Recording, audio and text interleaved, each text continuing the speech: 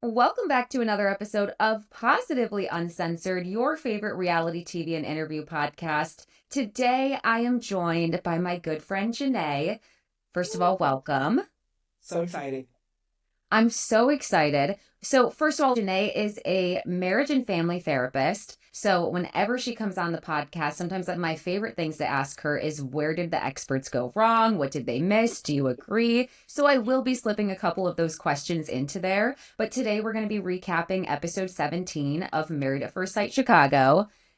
It was a doozy. I kind of feel like they should have scrapped the whole episode. There's Fair. nothing about this episode that I felt like was beneficial to anyone's story. It was tea, but was it necessary for this? No. These are things we could have covered at the reunion. I think that they should change the name of the show from MAFS to MADS because it was literally the Madison and David show. That's what this week felt like. Hey, is that where you want to start? Yeah. I was so disgusted by the producer's choice to highlight so much of Madison and David's love affair.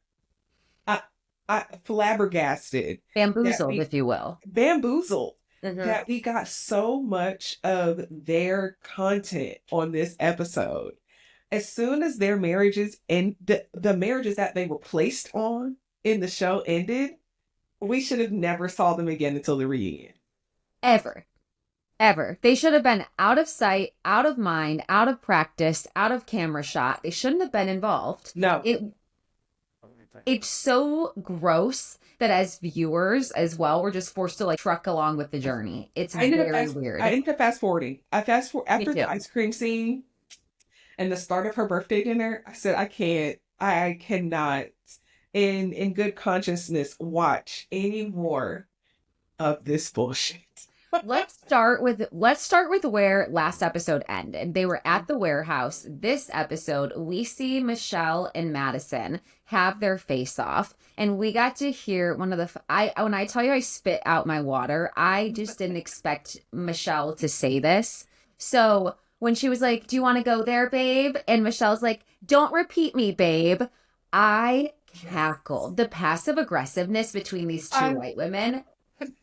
Oh, Shaun White couldn't write this into his script. It was great. Unwritable reality television. This episode, as much as I did not like the episode for the context of the show, it definitely gave me Love Island season 6. This is the stuff you cannot write. This is the stuff that you'll never see again on TV. I was so disappointed.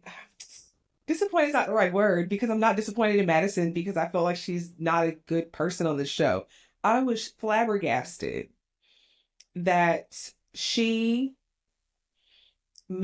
attempted to make Michelle the villain. Michelle is not the villain here. She may not have liked how Michelle didn't appreciate David. She may not have thought that their experience was reality, whatever the case may be. She's totally have your own opinion about the relationship. That's fine.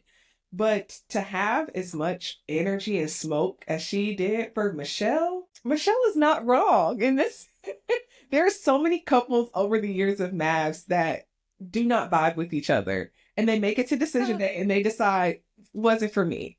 And even for this season, Carla and Juan, they didn't vibe with each other. But they rolled out the experiment. Mm-hmm. They got to the end and they said no. That is what should happen. Yes. Yes, that's what should have happened with Michelle and David. But for Madison to be upset with Michelle, I was like, oh, you just don't get it. You were her friend. And Michelle says, I don't know what's not clicking. Yes. David is whatever, okay? Mm-hmm. You were my friend. You're giving me relationship advice. I think you're my friend. I think you're going through this experience. And I don't know what being a friend... I wish we could insert where Carla asks Juan, so what is being a friend to you? To Madison right here? Because, excuse me, even if your friend is on the outs of their relationship, you don't then go in for the kill and you guys weren't really loving each other. So I thought it was fine if I came in. Girl code is you completely write off someone's ex or someone's hookup once they're done with them, if they're your friend, pretty much. And I'll go a step further because I know a lot of people did not like Michelle this season. I did not fancy her as much this season. I thought that she did at the beginning make it very difficult for David. However, David made it difficult for himself when he word vomited all of the things that were not great about him on the wedding day. He kind of set the tempo. But the premise of the show is to try. And as long as two people are trying, then you try until you get to decision day. So even if Michelle and Madison did not have this friendship, if David or Madison did not tell their respective partners, I'm not feeling this, I think we should divorce, then you write it out. Neither one of them said that. David actively blamed Michelle throughout the whole experiment, saying she doesn't give me that space. I'm not getting that from her. Even when she tried, her try might not have been enough for viewers. It may not have been enough for David. It may have not been enough for Michelle either. But I will say that she did show up every time. Again, her try on a scale level varied for everybody. David didn't try. Like, look at the effort that he's giving David Madison. Didn't try either. But even with Madison, Alan was busting his ass to try. And at least Madison was giving the illusion that she was showing up to try. So you have two people, David and Madison, that were not saying that they were done. Yes. And they were actively telling the experts, okay, I'll try. Yes. Okay, we'll do this. And then to be upset that people at the end are like, no, you guys lied. Well, we're in love, or we like each other and we are a better match. That's not the point. Right. You guys are traitors. You guys betrayed your friends. You guys betrayed your partners. You made an agreement of getting married. If you didn't like it, you should have expressed that and said, I'm not liking this. I'm actually feeling with somebody else. And she's Michelle's number one hater, because to sit there and see what she was going through in the relationship and then speak for her feelings, and then she leaves with David, they think that they're still in the right. Cackling. Only thing missing is her hat and her broom, literally cackling down the stairs. Things I could not believe that I was going to witness on this episode was her cackling, walking down the steps with David and saying, I can take Michelle, or she doesn't want this. I'm like, you shouldn't want this. Yes. Yes. And then they tried to pantomime like they were having their first kiss after. Please give me a break. Again, producers are heavily at fault for this. I can understand showing the warehouse scene, but I can't anything after that warehouse moment. I didn't want to see anything. I was literally, when they were eating the ice cream and all their sexual innuendos about the sex that they never had or just had or will have, I was on my couch going, ugh. And let's briefly hit on their lack of decorum, because we jump from here to David and Madison go to a tattoo shop. We get a flashback of David on the treadmill saying that he thought a fun idea would be to take his wife to go cover up his ex's name. That wouldn't be fun for me. I'm just going to say that. No. Maybe I'm in the minority there. Not a fun date idea to be reminded of your ex. That's like, hey, babe, you want to come over and clean up my ex's closet? No interest in seeing that. Thanks, but no thanks. I'm good. Also, I feel like we just overlooked the fact that David was in a 12-year-long relationship. I didn't remember that. It was like record scratch. What? Oh, you know what? I was so tuned out during the tattoo thing, so I didn't even realize that he brought that back up, that it was 12 years. I'm gonna say it, and this is ahead of the reunion. It pains me to say this. Michelle judged him and set her boundaries, I think, a little bit too early, but now it's starting to seem like women's intuition was cooking inside of her, and she just saw through all of the BS. And the way that producers withheld the fact that Madison and David were coming in and leaving the house around the same time for this whole season just leads me to believe that there's a lot more that they cut from Michelle and her reasoning for why she was weary about David. And it could be around, part of this is 12-year relationship. Why didn't that work out? What did that look like? But yeah, that situation at the tattoo shop, no. Oh, I remember why I was saying no decorum. Talking in front of the tattoo artist about your sex lives. He should sue. Okay, I was shocked. I get that you have to have certain conversations, but that one in front of the tattoo artist? And on a Ferris wheel, Madison, I'm worrying about the kids around. I'm worrying about the logistics. I'm worrying about... That was a mission on my Sims 4. I'm just so confused by this. It was a lot. But doesn't the scene with Alan and Juancho happen right after that? Right after Carla and Juan clean out their apartment, and Okay. and then we kind of get to it. A couple things happen in between, but Okay. pretty much. Okay, because I just wanted to highlight the overt sexualness on this episode 100%. was also really weird as well. I get it, we're all adults. Yes. But there's a lot of A lot of innuendos. sex and kink talk, which I love talking about in sessions and stuff. But on TV, on this episode, it just felt like everybody got out of these marriages and was hypersexual. And they were like, oh, it's been 8 weeks since I've had sex. Yes. Now I'm going to put it all out there. I think she said it was open season at the end of the episode. It was a lot. That's what it feels like. Yes. The only thing I want to comment about Carla and Juan, so they clean out their joint apartment together. They go their separate ways. Juan is so awkward. Why would she want to be your friend? Okay. I think it was delusion. I do think that at the end, after Decision Day, we saw a different vibe in Carla to me. And I have liked Carla this season, but we definitely saw her amp up in the this is who I am and this is not what I'm dealing with. And I feel like that kind of turned Juan on. And I think he wanted to be friends with her because I think Juan genuinely likes Carla. I just think that his rigidness was really holding him back because during this episode, I think when he's talking to Alan or David, he's talking to somebody. He speaks about, the energies being really high, and I was like, "That's Carla. You have taken something from Carla." So I think Juan wants to have that touch connection with Carla to see what could happen, or to at least not lose her in his life. I just think he didn't realize that until after Decision Day, and I would be interested to step her stuff up because. Even though they weren't intimate, even though they didn't have those moments of that like romance, once after Decision Day, the boundary was clear. She was not talking to him in a nice, calm, let's keep the peace energy. She was just like, this is what it is, this is what it's not, this is who I am, we're not friends. Yes. Let's pack this bitch up. Yes. So I think she set that hard boundary, and Juan is probably like, well, wait, I thought. So do you think it's about the chase for him, in your opinion? Wanting what you can't have? Or do you think that he's just awkward on camera and was waiting for things to develop organically after? I'm not sure if it was the chase. I think that the idea of going on a show like this seems really exciting. And then when you're in it, it can be a really big jolt for the personality type that you have. Again, he seems really rigid and really like, this is my plan. The person that I want has to have some type of connection to my plan, which I don't disagree with.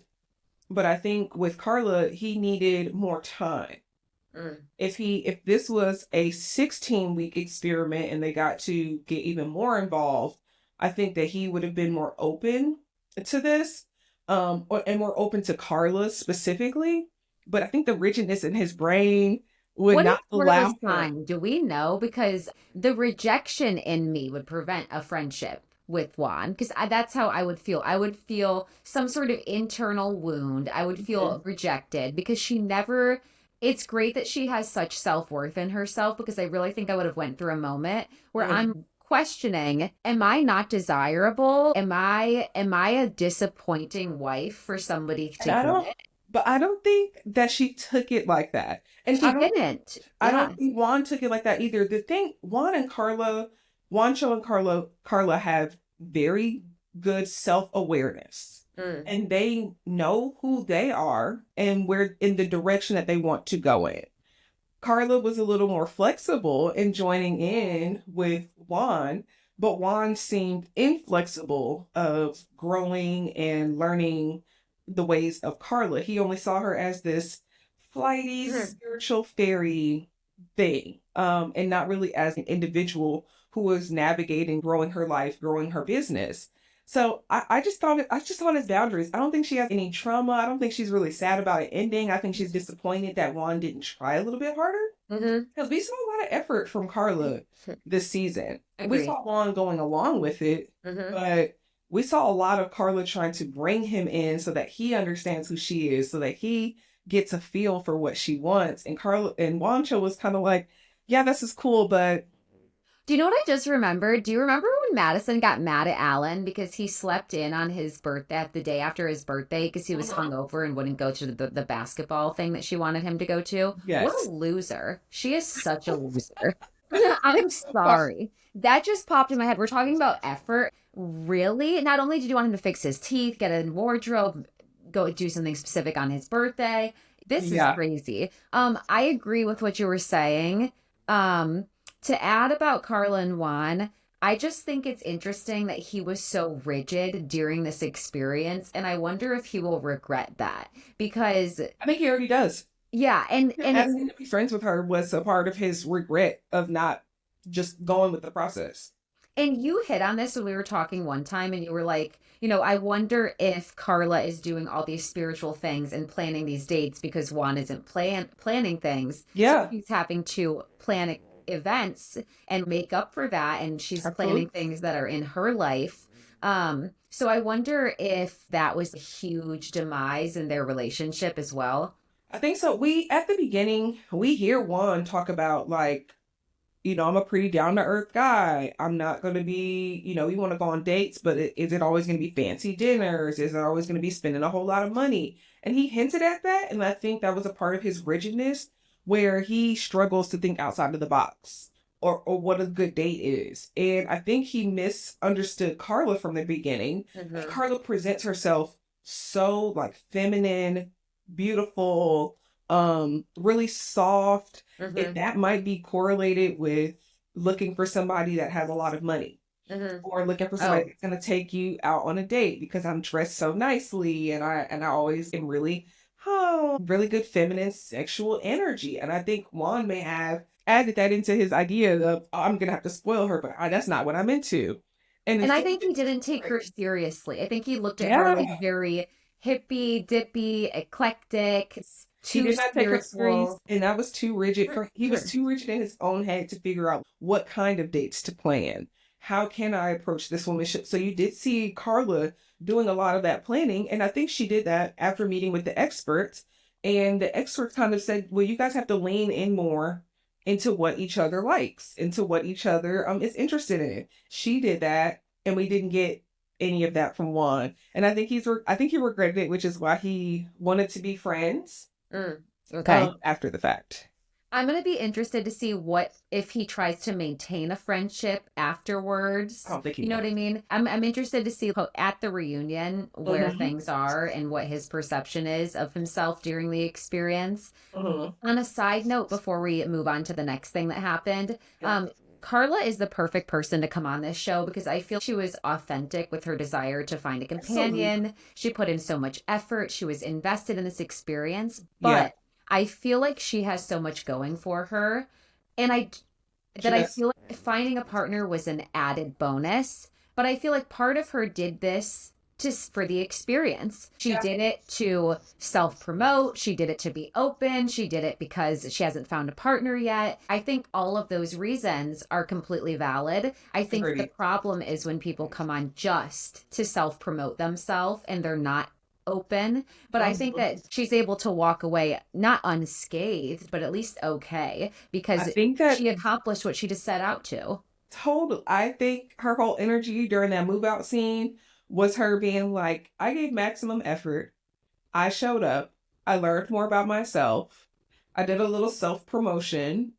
And I will give Juan credit that he did give her some good business ideas. I think she walked away with that and she was like, all right, I've done all I can do. You don't have regrets when you've done all that you can do. Whether those things panned out to be the success that you wanted them to be, or whether the path that you took, you hit all of the milestones that you wanted to hit. If you've given your maximum effort, and really showed up as yourself, you'll have no regrets. And Carla clearly had no regrets, and I love that for her.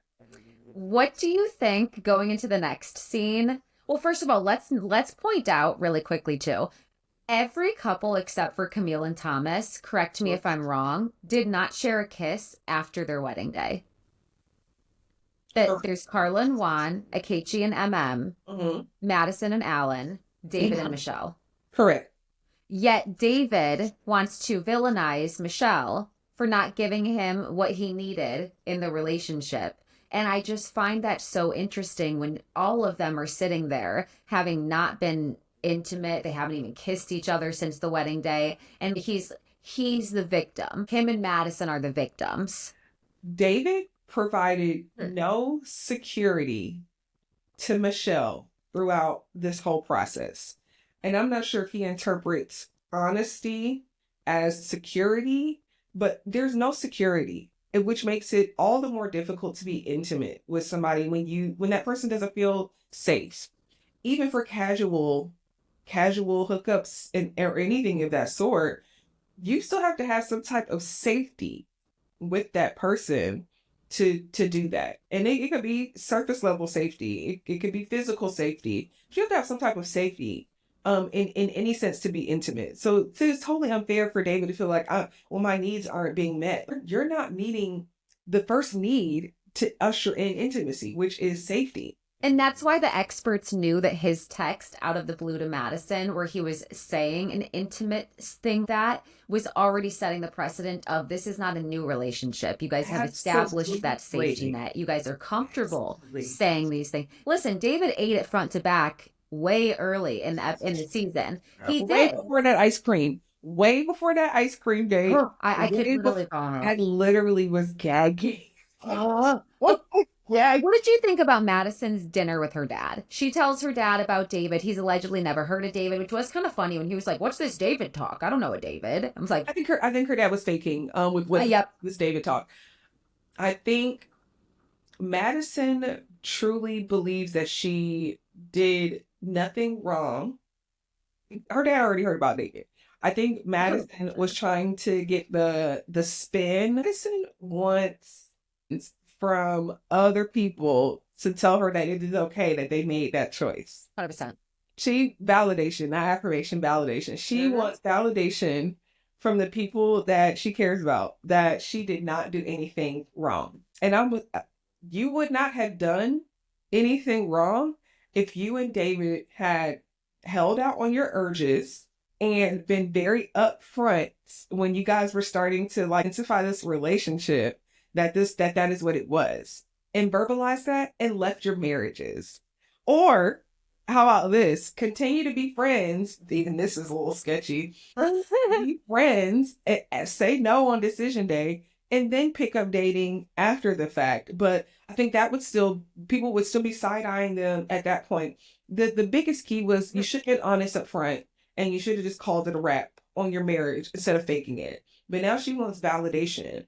She wants to be accepted by this friend group who did this experiment with her, took the experiment seriously, no matter where they ended up. She wants that same group of people to accept her and David's actions, and not only accept her and David's actions, she wants to take no accountability for hurting to other individuals. And then her dad says, "Madison, I think you're beating yourself up a little bit too much. I don't think you're beating yourself up enough. Madison, I think you have no concept of reality." I think as soon as they clicked in the gym, on the honeymoon, because I'm believing that they clicked on the honeymoon. I think as soon as they clicked on the honeymoon, they had some type of a spark. They had a really good conversation after not having maybe the biggest spark or whatever with their current spouse. And from that point on, they were comparing their gym spark 100% to their marriages. And you're right, they were not receiving or liking the person that they were paired with, they didn't see it as serious relationships because they had this immediate growing spark on this other side. I mean, David's commentary to Madison was like shoulders. I mean, like he was like, like she's his type. Yeah. He's her type, etc. But not really, because the expert said that she wanted to marry a white man. So they were not each other's type. I just think that I think when you're in a relationship and you're looking for some type of reprieve or some type of sign for something, you'll take it.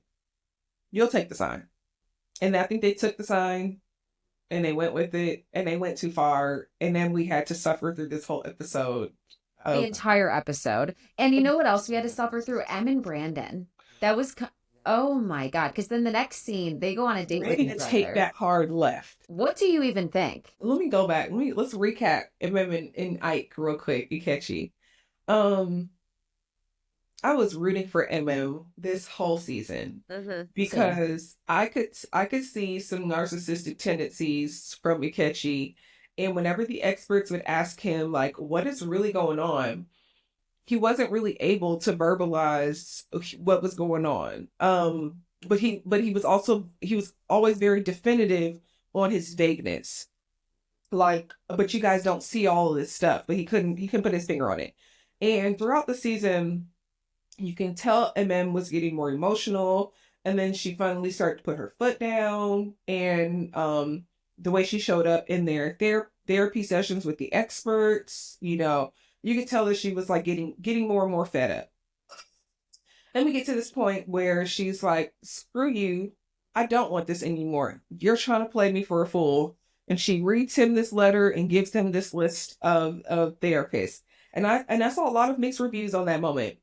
Some people were like, yes, I love that moment. Finally, somebody stood up to Ike, because clearly Dr. Pia I loved it. was not. Yep. Pastor Cal was only doing it with Ikechi on the side. Like he wasn't doing it as much in their joint sessions, but Pastor Cal kind of put it to Ikechi on their final session. Cool. On my side, I was kind of like, I love that you have the moment to express how upset you are and really be vocal about, I didn't like this and you try to play me and I'm not that girl. Hey, I'm here for it. However, at a certain point, you talk too much and you start to give the other person a leg to stand on. And I think as soon as she handed him that list of therapists and was kind of like, boy, bye, I think she gave him an inch and she took a mile afterwards at the warehouse trying to have that conversation with the catchy or the non-conversation. And then we get introduced to homeless, soon to be divorcee, man with 2 kids, Brandon. Okay, there's a couple things. Okay. First point, I think that I'm not going to let Akechi get away with villainizing M for exactly what everyone came to this experience for. Because Correct. He almost did it to me. I almost at the end of the episode was like, oh no, I wish M hadn't brought Brandon, because then we see that 10-minute confessional where Akechi's like, see, this is what I was telling you. She's ready to be married to anybody. But that's what this experience was. It was Absolutely. Married at first sight. It was you allowing somebody else to find your best match, and that required somebody to be open to whomever they found and not come in with a specific set of criteria or a picture in their head of what they want. So she already had that mentality. And for him to flip it and be like, see, I knew it. No, you weren't open to this process. And while I think it's way too fast with Brandon, I don't want to say anything negative about him, but I'm almost wondering, is this even real? Or is this so cameras? Like, I'm not sure. So to your point, I 1000% agree.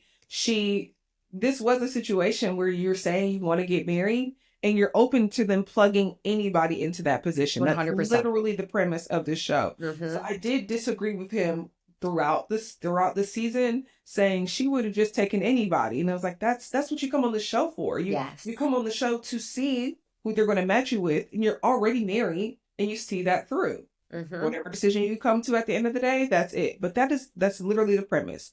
And I hated him saying that at the end because I'm like, no, but that's what y'all were supposed to do.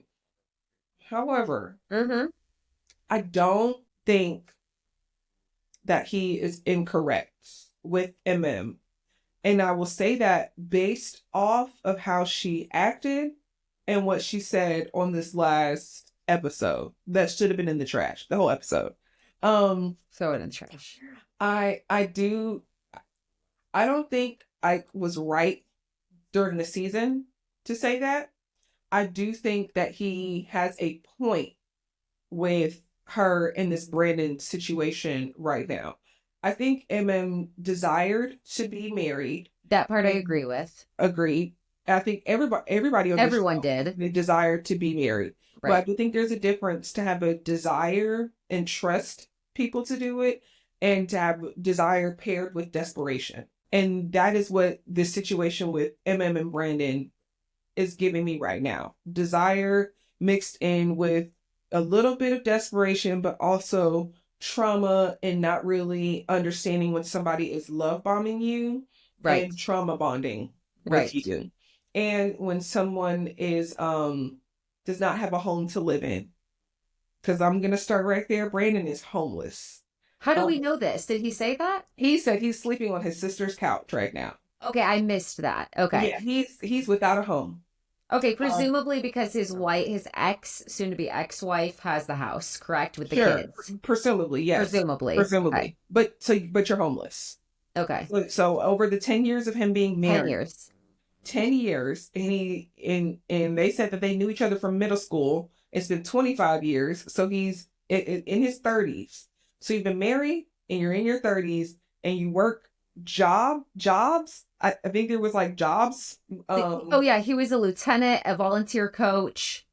Yeah, all those different things, and you're sleeping on your sister's couch, but you're actively going through a divorce. How are you getting your kids? Where do you see your kids? When do you see your kids? Are you seeing your kids?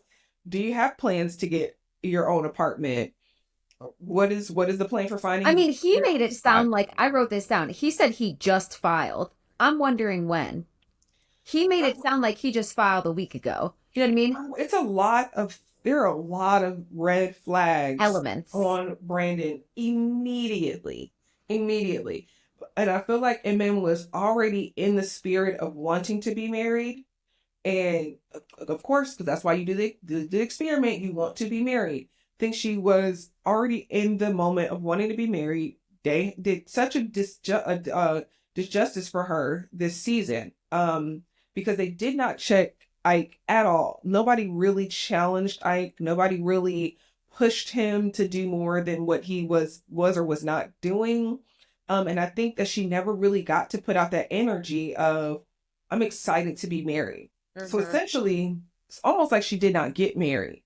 And now she picked someone her cousin seemingly approves of, let's add. Correct. Which I think her cousin approved of them like dating, but getting engaged. Moving along, Alan talks to Juan and gives him way TMI. I don't think Juan ever asked for this information. Oh, there was so many sexual innuendos on this episode. I did not get it because I would have understood it more if everybody was a little more freaky throughout the season, but literally nobody talked about sex this whole season. Does Juan give sexual? He never once slapped Carla's butt. He wasn't never once talking about sex. Juan seems very conservative in what he talks about. 100%. In front of people and in public. And Alan coming out with that, I could feel Juancho being very uncomfortable.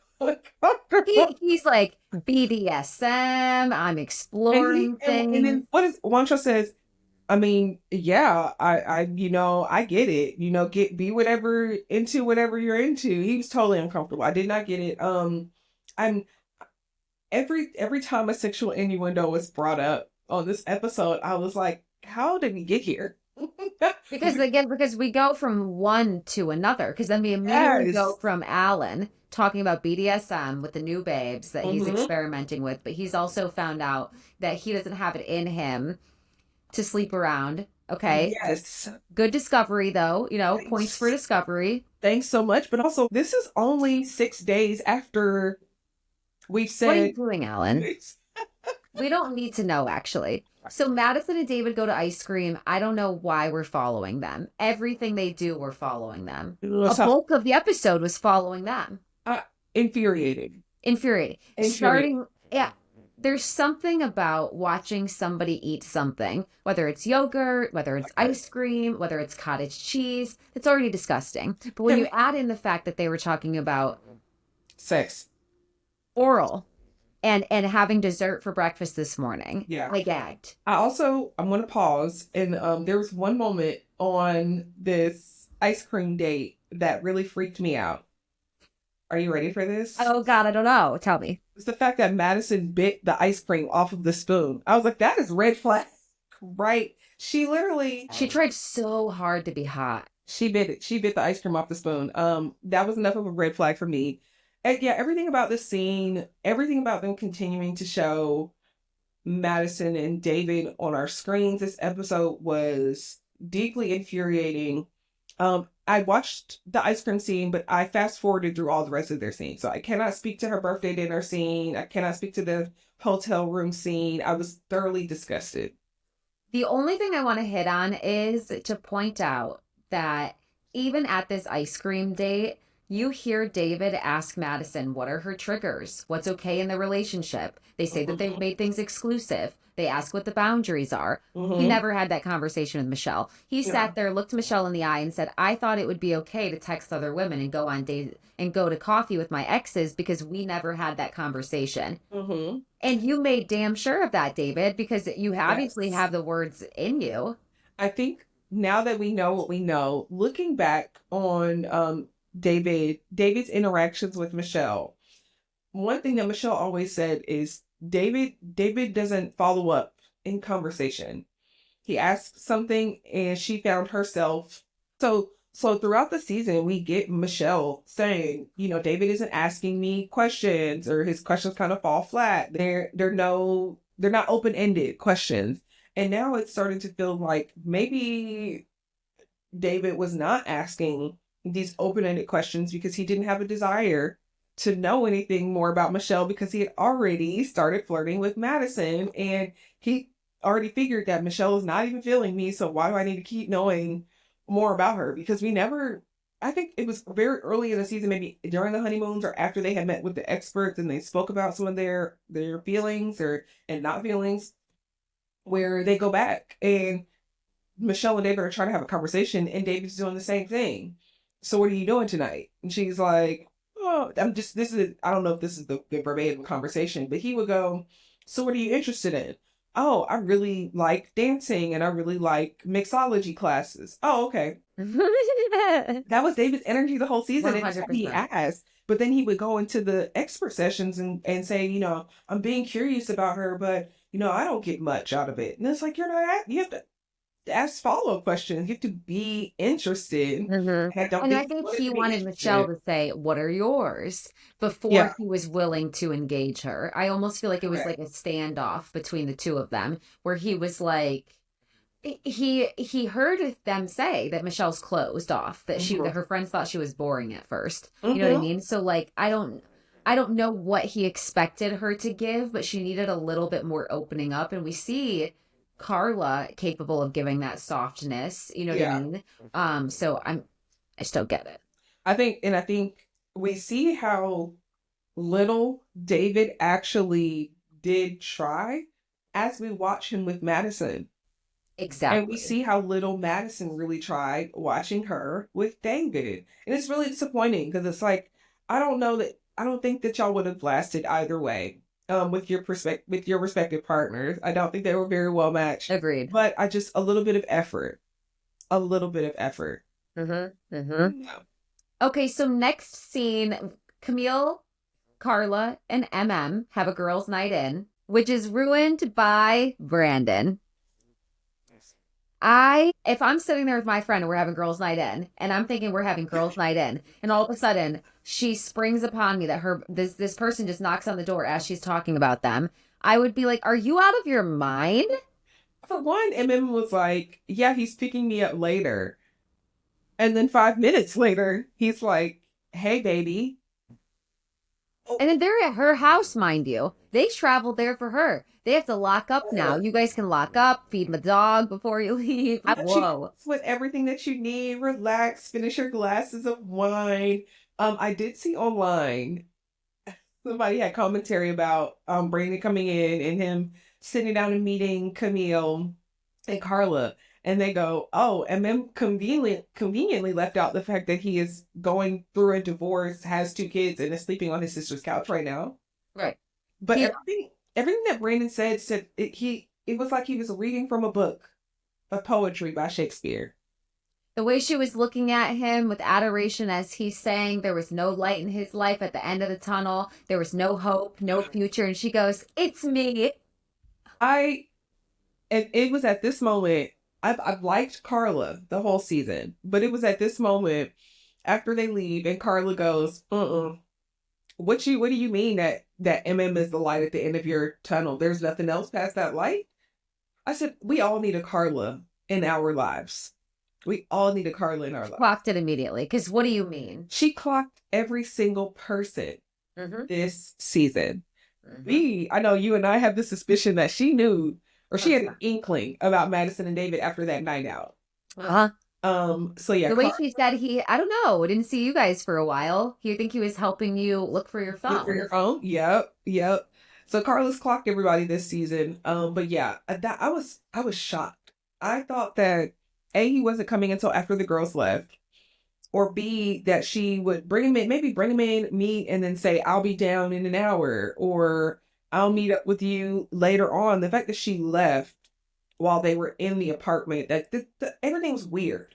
And he's just everywhere. Because then she goes to lunch with her cousin, and she's telling him about Brandon. He's like, I got a call from Brandon. Yeah, I know him. And he's like, I just have a couple of questions because he is just getting out of a 10-year marriage. And she's like, perfect, because he's right outside. In walks Brandon. How did you get here so fast? Could not believe that either.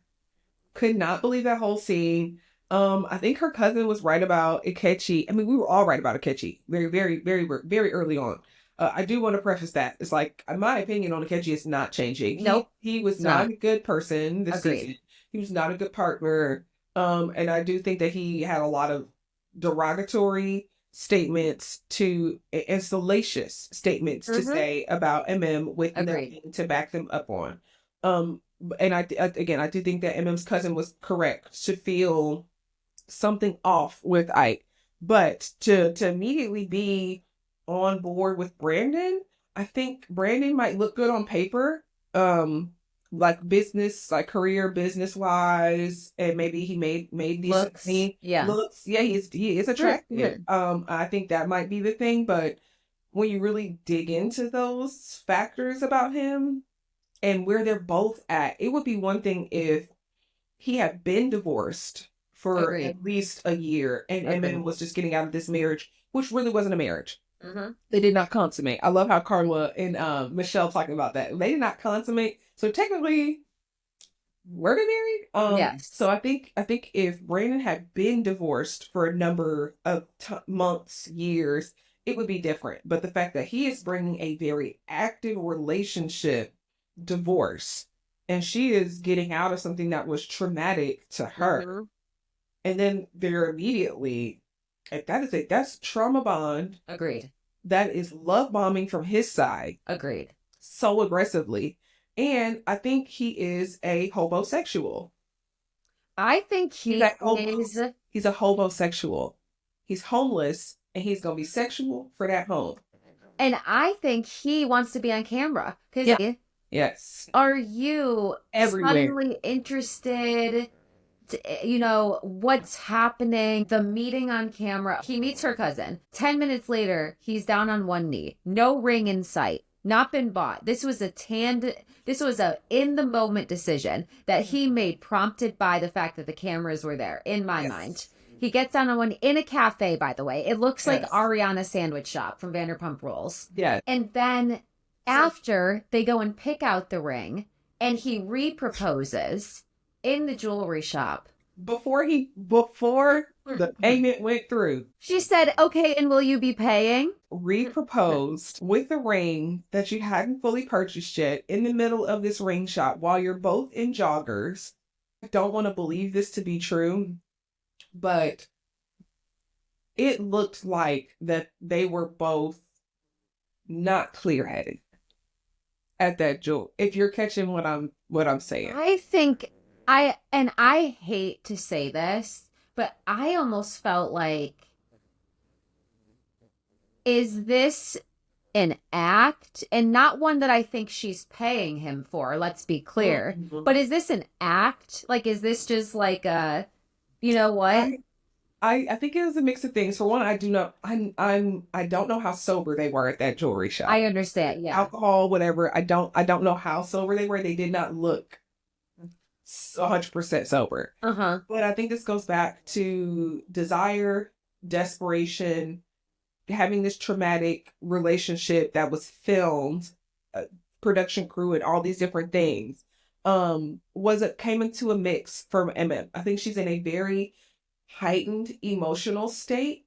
And then you have this good-looking guy who is flooding you with all of his emotions. Mm-hmm. And he probably has all the time in the world. So you all the validation that you didn't just receive. All the validation you didn't receive.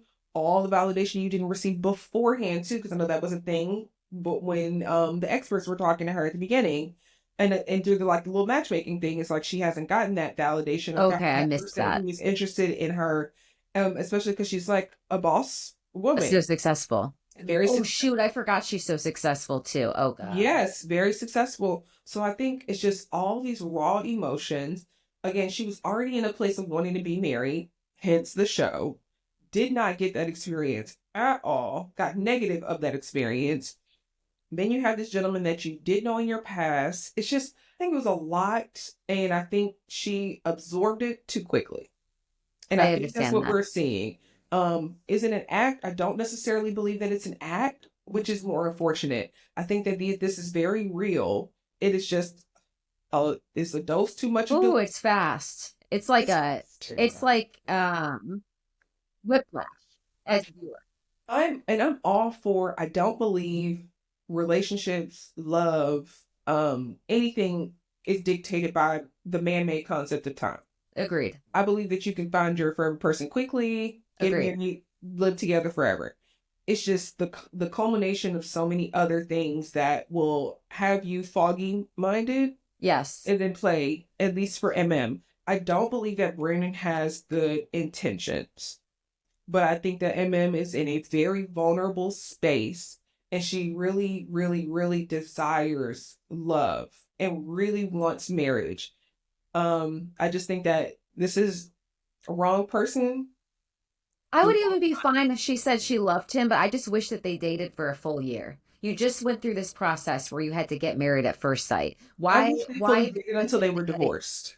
Yes. I wish they please. I had no problem with introducing a gentleman that she was dating. I want that to be clear. I have no problem with her dating. Me too. I'd be happy for her. But happy. I have no problem with her saying, I really like this guy and I'm getting really good vibes and I'm excited to see where this goes.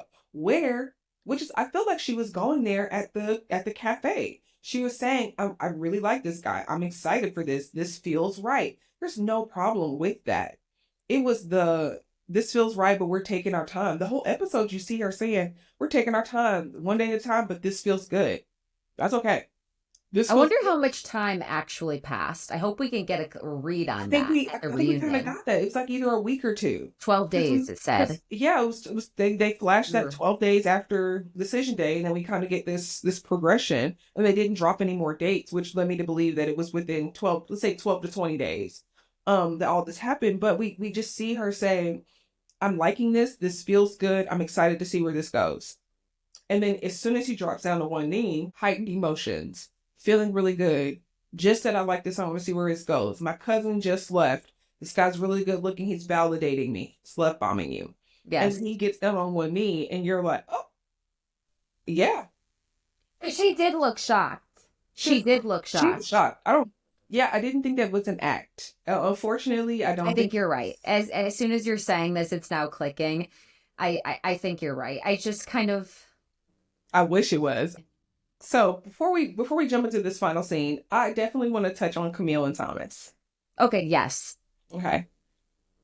Camille and Thomas. Last night as I was watching the episode, I was cheesing and I was like, wow, they were so boring. And I loved every minute of them being boring on my TV screen for this season, because there's a difference between like Love is Blind this season boring and Thomas and Camille boring. They were boring because they were healthy. And they were boring because they were doing the work.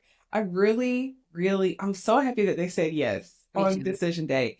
And I was so happy to see him finally show a plan for them. For him to say, I'm going to give you the fob until I can get it. I'm going to give you the closet and I'll move. I'm going to do this for you and da-da-da-da-da. So refreshing. Yes, I loved it. I loved seeing him clear out his tiny closet to move his stuff to another tiny closet.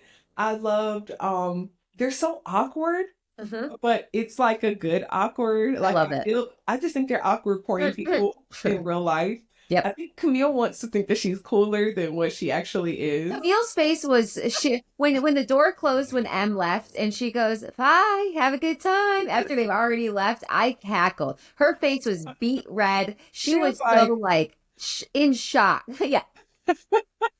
So I think the whole season we see kind of Camille say like Thomas doesn't have as much swag, but I would think Camille does. You guys are both nerdy, okay? I'm just gonna say it. Yes, Camille does not have as much swag as she thought she did, but I thoroughly enjoyed them this season, and the biggest part about this last episode that I liked was seeing Camille and Thomas, see them get into their like groove, get into how they set things up. I also liked seeing her fix up his bathroom and throw out that horrendous bachelor rug. Loved that. And I loved seeing her in a lingerie and then hearing them giggle and laugh and just have a good time.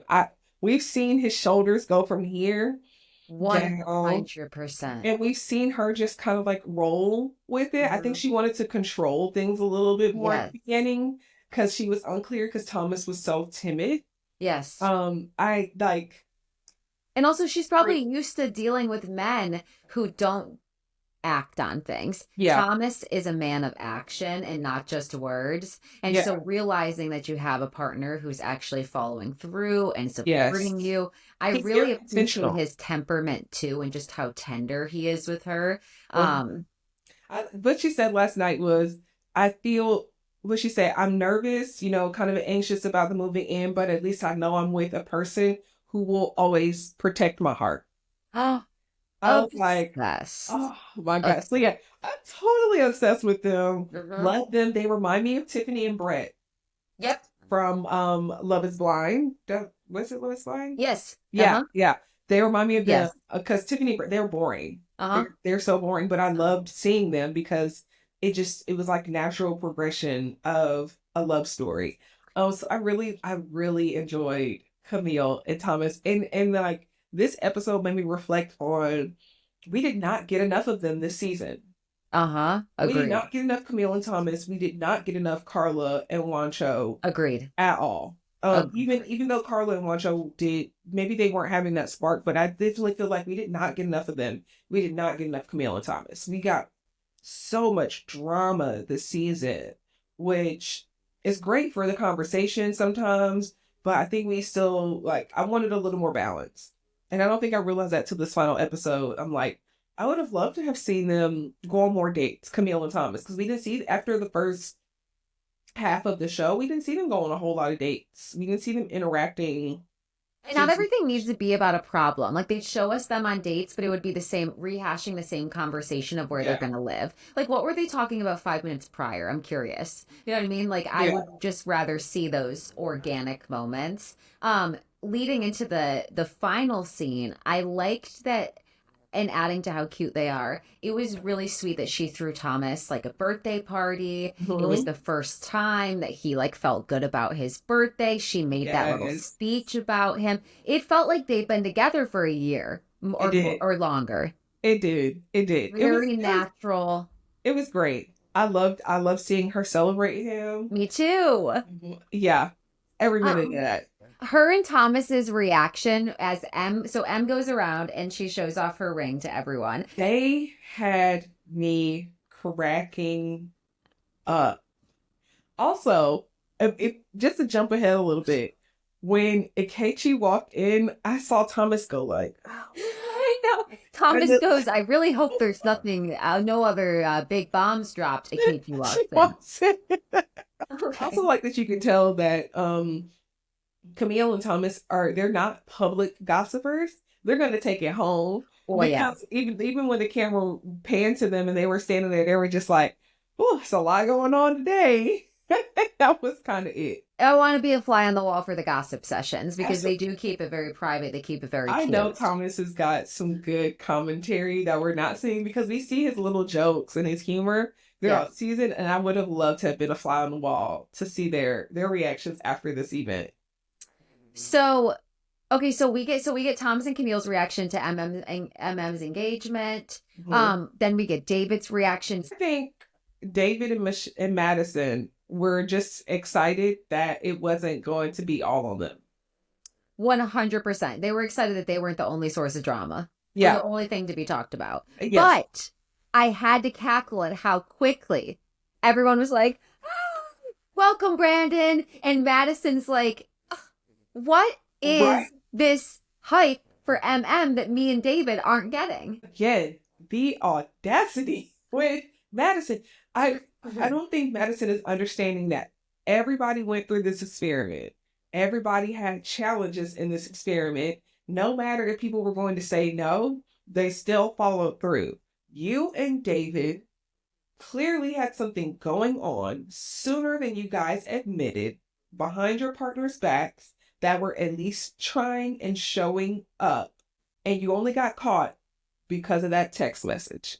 Because if it hadn't been for that text message, who knows how long y'all would have stringed this along. I think they would have taken it all the way to decision day. And speaking of text message, David got that on her martini for her birthday dinner out. They brought over that drink. After they brought that drink out, I was like, yeah, I'm fast forwarding through this. Me too. I was like, you knew, Madison, the moment you got that text. This is so disrespectful. And I don't necessarily think that she got that text. I will be fair with that. I don't think she... I meant when Michelle got it, like when she heard about it. Yes. So Madison saying like, I don't feel like we're getting this support. You shouldn't. You're not deserving of that support. Why would people support you when you and David were clear? I think that's the biggest thing. Like y'all clearly had something going on long before y'all got to that retreat. And y'all were ready and willing to ride out that lie at the retreat as well until Alan started to put some pieces together. Picking each other under the table, deciding to keep they cheersed each other at the beginning of the weekend and said, good luck or something to that effect. And I remember being like, you guys are nasty. And so it was just, so I think that Madison is so upset that everybody's getting support is because they thought that their story was going to be believable, that they didn't have anything going on and that they just realized it during the retreat or during that night out or what. I think they thought that their story was going to be believable enough, and you're not going to get that support because you don't deserve that support. So that I loved seeing everybody clap for because it was a dig at Madison and David, 100%. And everybody was also curious about and Brandon. And because a minute later, someone asks Madison, so what's good with you and David? And she's like, David and I are being very intentional and setting boundaries, being vulnerable. And Alan interrupts. He's like, so you ready for shots? I'm like... And you could tell because there was only Brandon, and I think one other person that was talking to David and Michelle. And everybody else was kind of like, all right, we're over here, we're over there. Nobody's really paying attention. And I think like that got the moment that it deserved as well. Like you should only get half of the attention. But, yeah. I also had to laugh when David excuses himself because he's going to work, and Michelle in the background laughs and cackles, and he's like, that fucking laugh. I'm like, oh, you hate her. And then you get Madison being like, stop. Yeah, stop it, be nice. Madison, you just tried to fight her in the ring the night before. For no reason. Okay, so I don't understand. I did not, all the vitriol from, I'm going to go back to the warehouse night. I felt for Michelle the most that night because that's what she cried, right? And she was saying, I feel like you're going to try to make me the bad person and the blame for this. And I don't think I'm not to blame for this. And I totally agree. And that is the story that David and Madison have been trying to spin, that all of this happened because Michelle sucked. And I'm like, no, because you didn't try. Y'all met at the honeymoon. Y'all got together at the honeymoon. Y'all never tried. Pastor Cal said you did not value the concept of marriage, or you wouldn't have been open to this. Period. Nope. End of story. So yeah, as soon as Thomas says he doesn't want any more curveballs, Akechi walks in. Mind you, M's new fiance is there. Brandon gets up hot to go to meet Akechi and extend a handshake. I'm like, oh my God. Brandon introduced himself twice. The first time wasn't enough. He didn't say who he was. Second time, he wants to make it very clear. I'm MM's fiance. Then M tries to talk to Akechi and he shuts down the conversation. I want her to stop. I don't want her to have a conversation with him. And what are you apologizing for? No. What are we apologizing for? Stop. No. I think I would have been 100% okay if she came in there and said, I am engaged without Brandon. I didn't really want Brandon in that scene. I think that was unnecessary drama. I think that was trying to put it in Ike's face that, look, somebody wants me. Somebody is ready to marry me right now. This is my man. He's taller than you. I wish you would have left Brandon at home. Brandon also introducing himself to Akechi in that manner, I feel like that was grandstanding. That was him trying to poke out his chest. That, to him, I think he thought that was like a manly move to make, was to get up out of his seat and to go over there and say, hey brother, my name is Brandon, without any introduction from anybody else. And then to have to reintroduce yourself because you didn't introduce yourself the first time properly, and say, nah, brother, I don't think you understand. I'm her fiance. That was not manly. That's what I mean. I feel like he wanted a reaction out of him there. He did. That was the most unmanliest thing a man could. Would have been way sexier if you just sat there in the corner, drank your drink. Yes. When he stumbles over there and says, who are you? I'm MM's fiance. I could have never stumbled over there. Exactly. Brandon should have just been quiet. Unless someone was addressing him, or unless you stood up and you wanted to stand around the table and had a conversation with everybody else, and then somebody say, oh, I don't know if you met MM's fiance, Brandon, but that was the most unmanliest thing that it gave me the ick. It gave me the ick. Biggest ick. I was like, this is gross. This to me is telling me all that I need to know about who Brandon is. An opportunist wanting to get on TV. That's a problem. Someone that wanted to be an antagonist in that moment to Akechi. And then when he sat there and was like, oh, the man that caused you all this pain and all this trauma. What are we talking about here? Yeah, worry about yourself. Yeah, and if it didn't make M look bad, I wouldn't even care. But I'm like, you know what? Like, I just wish she sat there, kept it cute, didn't say anything, and just, you know. I wish she would have left him at home. At the core of it all, there was no need for Brandon to be introduced on here, because if that was the case, Alan could have brought a date. Akechi could have brought his date. Michelle would have brought a date. There's no reason for Brandon to be there. I wish Brandon would have stayed on his sister's couch.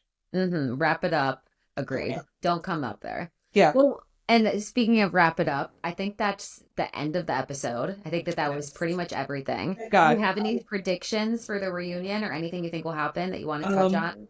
I just want to say again, I wish this episode never would have aired. There was no beneficial factor to this episode. Also, shame on the producers for pushing David and Madison so hard on us on this last episode. It's not the premise of the show.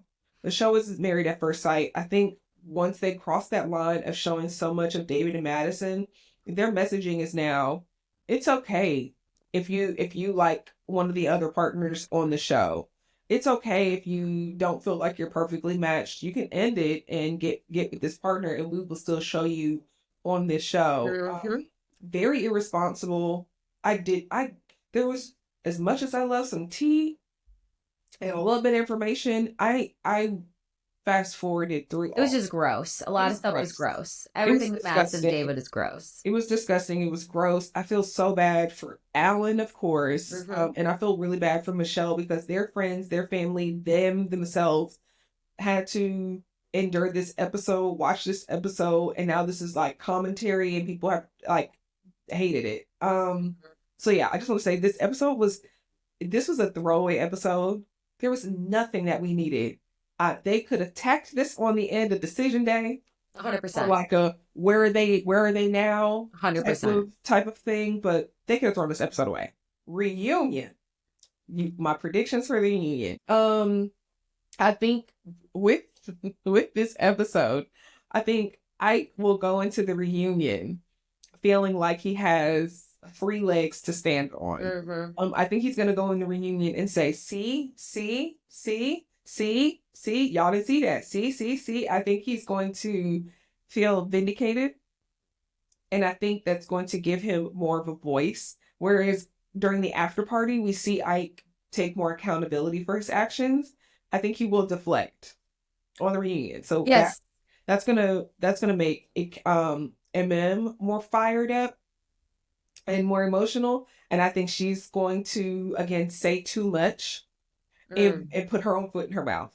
See, I think he's going to do that. I think he's going to get a little too sure of himself that he's the victim in this situation. And when we see the moment of her saying, you embarrassed me, and him saying, so, I think his narcissism might come out. Correct. I do think that. I do think he will still put his foot in his mouth, but I think he's going to have more bark than he did on like the after party and different things like that, and how he reacted during like the expert sit downs. So yes. I think he's gonna have a little more fuel to be a little bit more vindictive. And I think they're both gonna put their foot in their mouths. I think that Brandon is going to ask Pastor Cal to marry them, and Pastor Cal is gonna look at him and say, what are we doing? What is going on? I think they're gonna call MM out with just her and Brandon, and ask her, girl, what's going on? I think that Madison is not going to take any accountability. 100%. I think she's still not going to understand. My hope is that Kevin is the host for the reunion, right? Is that his name? I think so. I think my hope is that he will clearly say what Madison is not getting. You guys were friends and you guys were a part of this experiment and you didn't follow through. So I think David and Madison will get more commentary and vitriol from the cast. Oh yeah. I think they will deny accountability, but I think they will hear more about how the cast felt about the situation since more information has come out.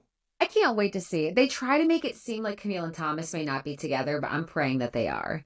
I caught that at the end. It was kind of like, are you guys even still married? So I'm hoping that they are. Fingers crossed. If for whatever reason they are not, I feel like it would be because of maybe Thomas not planning as much as he could, or maybe an argument about when is his lease up. Right. Maybe even yes, I can see that. But I do hope that they are together. Me too. We won't put that out there. And then everybody else, I think Michelle will come. First of all, Michelle looked fantastic on the reunion clip. And then I went on Instagram, and she's a makeup artist. I guess I forgot that she was a makeup artist. I didn't know that. Right? I forgot that. I think she mentioned it way early. She has a makeup artist profile on Instagram. And I was like, wow, her makeup looked great. Her hair looked great. I hated them 2 clips that she had in her hair. Me too. The whole season. Same. Hated it. It de-aged her in like not a good way. Yes. Yeah, she looked fantastic. I think she will come on this and really say, I gave as much as I could, but it didn't make you right for what you did. Even if I didn't do enough for you, it didn't make your actions correct. So I think she's going to come on with newfound confidence. I think Alan is going to come on with newfound confidence. I think Alan is dating somebody now, so I'm wondering if he was dating during the reunion. That would be interesting. And then Carla and Juancho, I think Carla's going to come on and be like, peace and love and light. I called your bullshit. I wonder if they've ever hooked up. That's what I'll be curious to know. I wonder if they'll ever have hooked up post-show. We'll see. I don't think so. Yeah, we'll see. For just to be contrary, I'll say that they did then. I'll predict that maybe they do. Maybe they hook up. What are your predictions? Yes. Well, no, I pretty much agree with everything that you just said. Like I'm there with you. Everything that you were saying, I agree. I think Michelle and Alan are going to come back with confidence. I think David and Madison will continue to evade accountability. Yes. Like it's their jobs. I just don't think that they're I don't think that they care even. I think they're emotionally immature, and they are matched. They're perfectly matched for each other because they both want to be in that immature space. Seeing them on this last episode giggle and gaggle at the weirdest things, I think they both.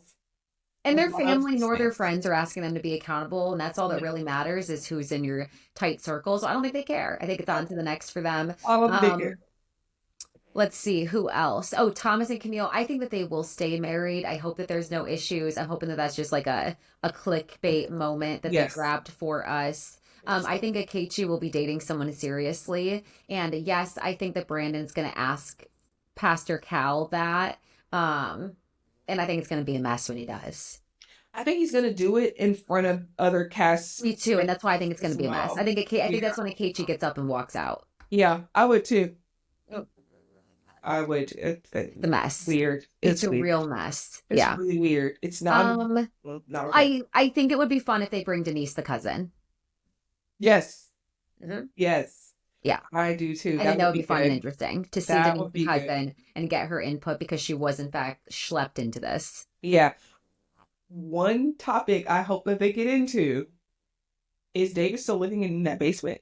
I got to know. I know. I need to know if he's still in his bondo, his basement condo. Like, I need to know. Are you moved out? He's still in that basement. Did you get a newer keg at least? Like maybe Did you dust it off at least? Like polish it or something. So that is my biggest question. Madison seen it is my biggest question. Has Madison seen Relive?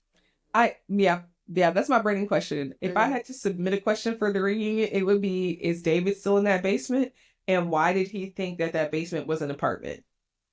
Because it wasn't. And I would ask the experts that same question. In the comments, put all of your questions that you hope get answered at the reunion, and then we'll be back maybe this time next week so that we can see if we got them answered. Oh, and make sure, please, go follow Janae on all platforms. Again, she's a marriage and family therapist. She's based in Atlanta, but she's on TikTok. She's on Instagram. Okay. I'll put a link to your profile in the description so people can easily follow you.